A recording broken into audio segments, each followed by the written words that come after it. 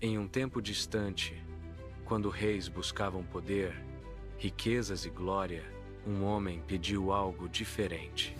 Salomão, filho do rei Davi, foi escolhido por Deus para governar Israel. Jovem, inexperiente, mas carregando o peso de uma nação inteira. Em uma noite silenciosa, Deus apareceu a Salomão em sonho. Peça-me o que quiseres, e eu te darei. Salomão poderia ter pedido riquezas, poder ou a derrota de seus inimigos, mas ele pediu sabedoria.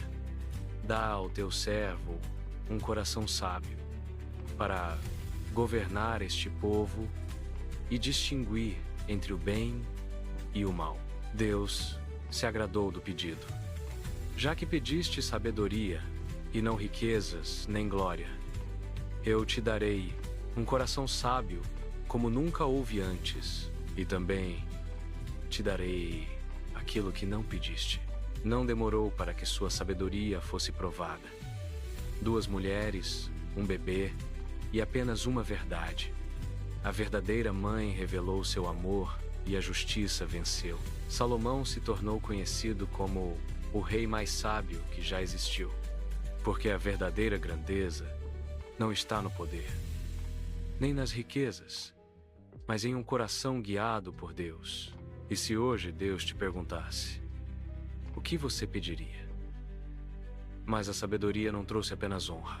Com o tempo, Salomão recebeu riquezas como nenhum rei antes dele. Palácios foram erguidos, o templo do Senhor foi construído, o ouro enchia Jerusalém como pedras nas ruas. Reis e rainhas vinham de terras distantes apenas para ouvir suas palavras. Até a rainha de Sabá ficou maravilhada com aquilo que viu. Israel viveu dias de paz, dias de prosperidade, dias de glória. Mas em meio à abundância, algo começou a mudar. O coração que buscava a Deus começou a se dividir. Salomão amou muitas mulheres estrangeiras, e com elas vieram outros deuses. Altares foram levantados. A adoração foi se misturando. A sabedoria permaneceu, mas a obediência se perdeu. Deus havia dado tudo, mas Salomão se afastou da fonte. E então, o reino que foi unido pela sabedoria começou a se rachar por dentro, porque nem toda queda é repentina. Às vezes, ela começa com pequenas concessões, com escolhas silenciosas, com um coração dividido. Salomão, o homem mais sábio que já viveu, aprendeu tarde demais que sabedoria sem fidelidade não sustenta um reino.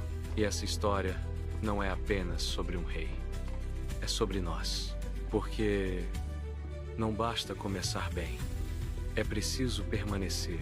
E no fim, fica a pergunta que atravessa os séculos: o que tem governado o seu coração? Porque todo coração sempre serve a algo. Mesmo quando o trono é forte, se o altar estiver corrompido, o reino não permanece. Deus então falou a Salomão, não em aplausos, mas em advertência. A promessa feita a Davi não seria anulada, mas as consequências viriam. O reino não se partiria em seus dias, por causa de seu pai. Mas depois dele, a unidade seria quebrada. E assim foi. Após a morte de Salomão, o que estava escondido se revelou. Um reino dividido, 10 tribos ao norte, 2 ao sul. O esplendor ficou no passado.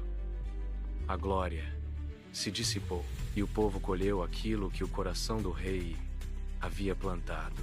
Porque líderes influenciam destinos, e escolhas privadas geram efeitos públicos. Ainda assim, Deus deixou um testemunho. Nos escritos de Salomão, ecoam alertas eternos sobre tudo o que se deve guardar. Guarda o teu coração. Palavras de quem teve tudo e perdeu o essencial. A história de Salomão não termina em ouro mas em lição. Não termina em palácios, mas em silêncio. E hoje, essa história continua viva. Em cada decisão que tomamos, em cada concessão que fazemos, em cada voz que escolhemos ouvir. Porque o maior trono não está em Jerusalém, está dentro de você. E mais importante do que ter sabedoria é permanecer fiel àquele que a concede.